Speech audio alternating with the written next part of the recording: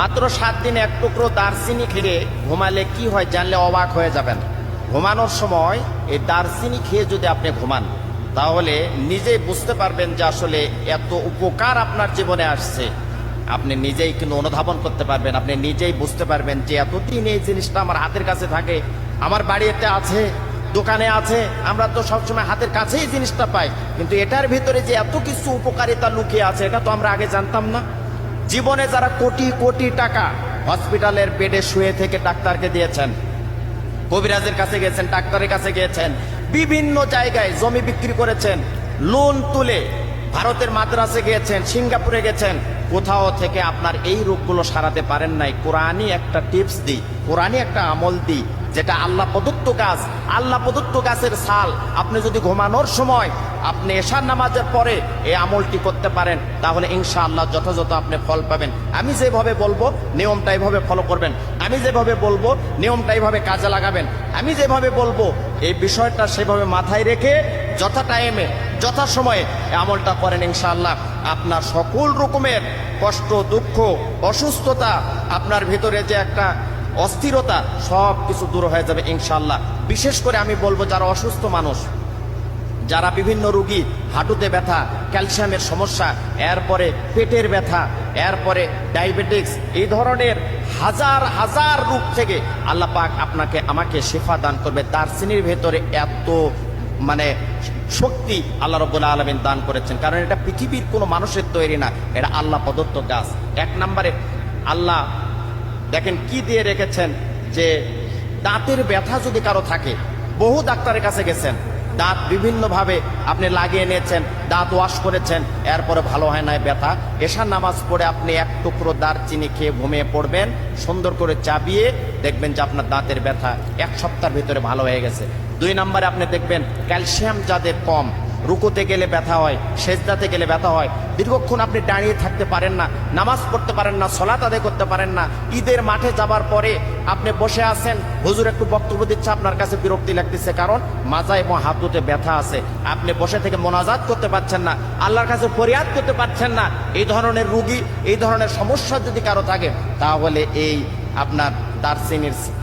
একটু খালি মুখে নিয়ে এশার সালাতের পরে ঘুমাতে যখন যাবেন, সব কাজকর্ম শেষ করে ওই সময়টা মুখে দিয়ে ঘুমিয়ে পড়বেন, ইনশাল্লাহ আপনার সকল রকম রোগ থেকে আল্লাহ পাক হেফাজত করবেন। 3 নম্বরে হাড় শক্ত,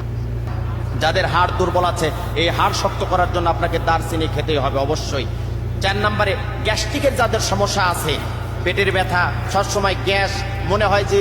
আপনার গলার কাছে কি যেন জমায় আছে, আপনি ভালো ক্লিয়ারলি কথা বলতে পারেন না, আপনি কিছু খেলেই পেটটা জাম হয়ে থাকে, ক্ষুধা লাগে না, এই ধরনের মানুষের গ্যাস্ট্রিক, ডায়রিয়া, পেট ব্যথা থেকে এই দারচিনি কিন্তু আমাকে আপনাকে হেফাজত করবে আল্লাহ পাকের নির্দেশে, অবশ্যই এটা কাজে লাগাবেন। 5 নম্বরে ডায়াবেটিস যদি কারো অতিরিক্ত থাকে তাহলে এটা খাবেন। 6 নম্বরে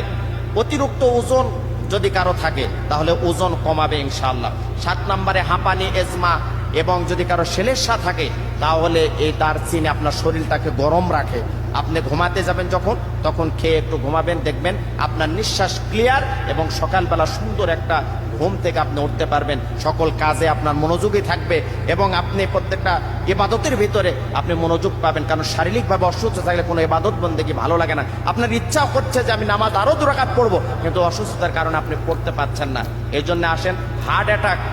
ক্যান্সার দূর করে আপনি যদি ঘুমাতে যাওয়ার সময় রেগুলারই 1 সপ্তাহ খেতে পারেন, ইনশাল্লাহ হার্ট অ্যাটাক, ক্যান্সার থেকে আপনি হেফাজতে থাকবেন। মাথা ব্যথা যাদের আছে, পুরাতন মাথা ব্যথা,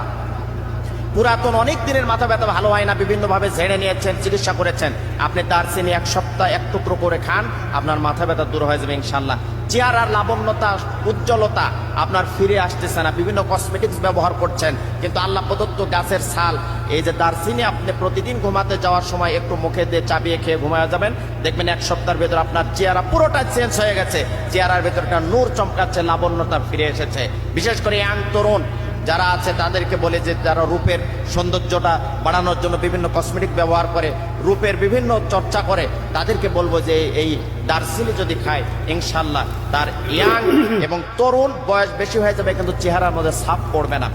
গর্ভ অবস্থায় যদি দারচিনি খেলে মুখের রুচি বৃদ্ধি করে মা বোনদের, যদি গর্ভ অবস্থায় রুচি কম থাকে তাহলে যদি এক টুকরো দারচিনি খান আপনার রুচি বৃদ্ধি করবে। এবং বরুণের সমস্যা যাদের আছে, বিশেষ করে ইয়াং জেনারেশন তরুণদেরকে বলবো, ইয়াং পিপল যারা আছে, যে বরুণের সমস্যা যাদের আছে, প্রতিদিন শোয়ার সময় সমস্ত কাজ শেষ করে এই দারচিনি মুখে দিয়ে যাবে, যদি খেয়ে ঘুমিয়ে পড়ে ইনশাআল্লাহ তার বরুণ অনায়াসে ভালো হয়ে যাবে। অল্প কিছুদিনের ভিতরে মনেই হবে না যে তার ফেসের উপরে বরুণ ছিল। আল্লাহ পাক আমাদের সকলকে আল্লাহ প্রদত্ত এই গাছের যথাযথ উপকারিতা যেন আমাদের সকলকে দান করেন।